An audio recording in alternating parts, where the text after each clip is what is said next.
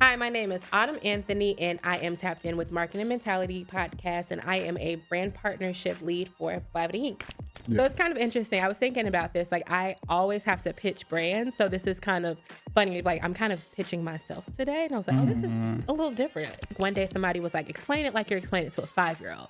I was like, okay, if you're watching YouTube and you see an ad, I'm the person who kind of helps that ad get there. But if you're explaining it to like a 65-year-old, if you're watching the Super Bowl and you see an ad, I'm the person that would help that ad get there. We were on a call with a client earlier today before we got here, and they're planning an event. And I'm like, hey, we've talked a lot about what to do leading up to it and even a little about what to do during it, but ensure that you have a strategy in place for what happens after. Yes. So that you create that FOMO effect. So I went to iHeart, and that was like a really funny story because I went to iHeart.